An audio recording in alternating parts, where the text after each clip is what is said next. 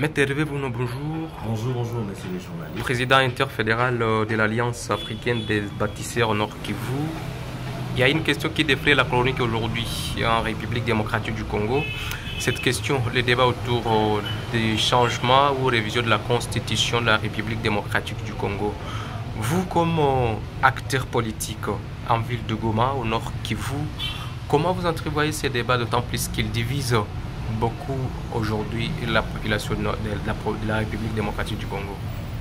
En fait, c'est une question qui semble être pertinente, mais qui a sa réponse.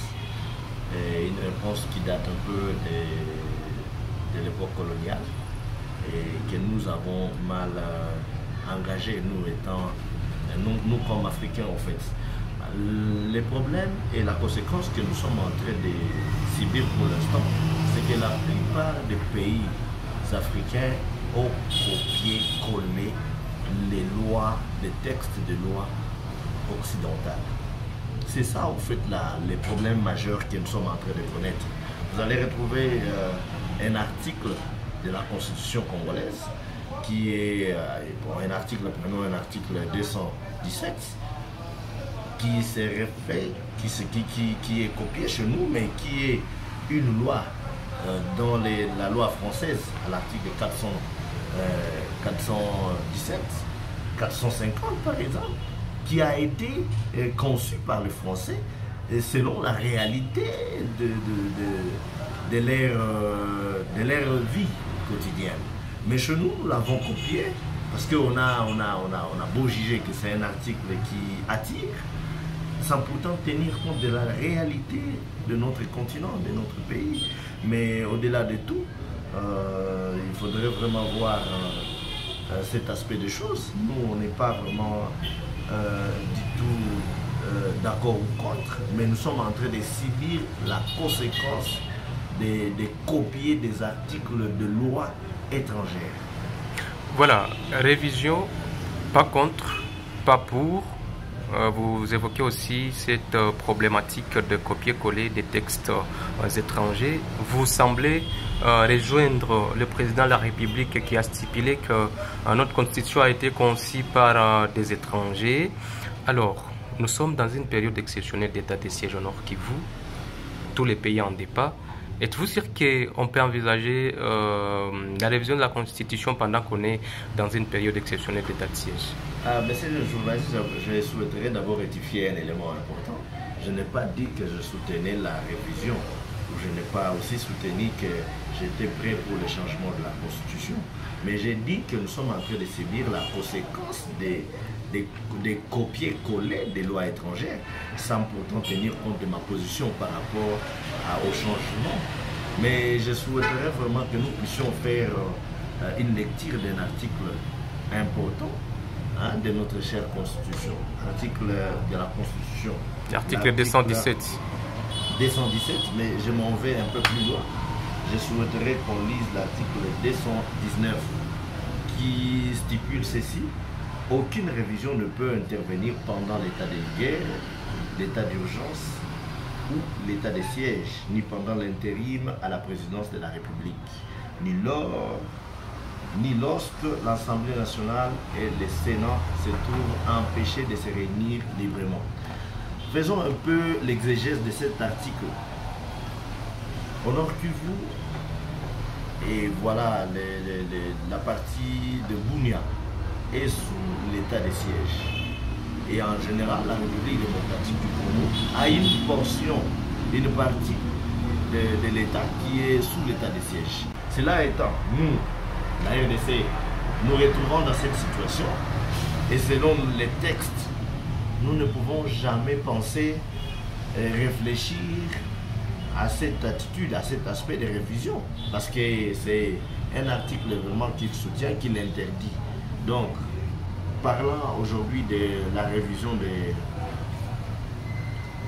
de la Constitution, il faudrait que l'on puisse envisager lever l'état de siège, qui, au Nord Kivu, la levée des mesures de l'état de siège, pour moi, ce n'est pas envisageable, parce que ça serait une situation prématurée de lever cette mesure au vu de la situation que nous sommes en train de vivre. Nous vivons une période pas trop dure, mais trop centrée sur l'insécurité qui envahit la province et animée par la guerre du M23.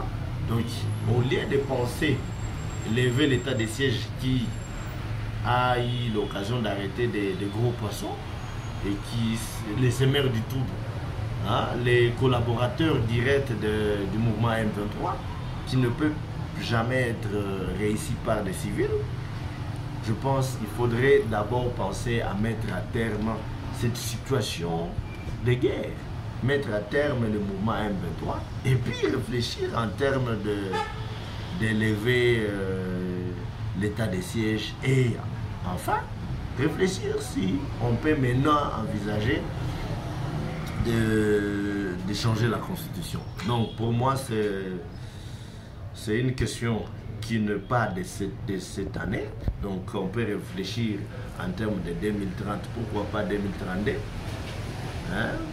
Après, bon, en fait, si le président nous garantit que le M23 va se terminer, le mouvement M23 va se terminer le mois prochain ou dans le mois de janvier, là nous pouvons envisager toute autre question.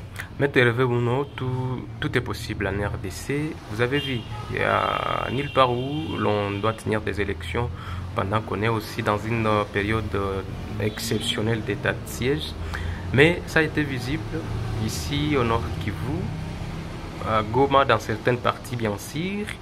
Alors, est-ce que ça ne sera pas ça les mêmes cas avec les changements constitutionnels ou bien la révision? Voilà, j'ai toujours aimé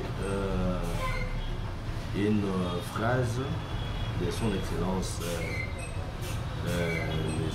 Jean Kamere, qui a dit à la fin de l'écriture qu'il a passé à son Excellence Joseph Kabila Kabange. Il a dit, si la philosophie appréhendée pendant ce jour par le président Joseph Kabila à l'époque continue à respecter notre mesure barrière retenue à la signature de notre accord, nous poursuivrons toujours notre accord. Donc, j'aimerais présenter cette attitude au nom de mon parti politique. Nous ne pouvons jamais demeurer dans le désordre. Nous sommes là des alliés de l'Union sacrée, nous faisons partie de l'Union sacrée et nous savons que l'UDPS, le président de la République, que nous respectons, que nous accompagnons, cherche toujours à prouver qu'il est respectueux de la loi. Une loi que lui-même a rencontrée et qu'il accompagne. Et nous savons au vu des œuvres qu'il est en train de poser chaque minute, chaque jour, qu'il ne va pas bafouer les règles qui lui-même respecte. Il est le respectueux et le garant de la nation. Il nous a toujours montré de bons exemples. Et je pense qu'il ne va pas aller à l'encontre cette fois-ci de la loi lui-même qu'il fait observer. Vous soutenez les maintiens de l'état de siège? Oui, l'état de siège au Nord Kivu, c'est une situation à laquelle je m'attache personnellement. Et donnant des rapports à mon parti politique sur le déroulement et le fonctionnalisme qui engouffre l'état de siège, notre parti politique soutient toujours l'état de siège. Vous savez, sans elle, donc la ville de Goma, le Nord Kivu, serait dans une situation trop précaire. Vous êtes sûr que l'état de siège a produit des résultats sur le terrain? Mais ça, monsieur le journaliste, c'est une question que je n'appellerai pas pertinente parce que nous sommes témoins des gros poissons déjà impossibles à arrêter pendant le règne de son Excellence monsieur Carly Zanzou. Il n'a pas eu l'occasion de les arrêter. Mais avec l'avènement de l'état de siège, il y a eu plusieurs arrestations auxquelles on n'y croyait pas. Je ne vais pas citer le nom. Il y a des personnalités qui ont été arrêtées. C'était un rêve. On les voyait passer par-ci, par-là. On ne pensait pas qu'ils pouvaient un jour être arrêtés parce qu'ils étaient inarrêtables.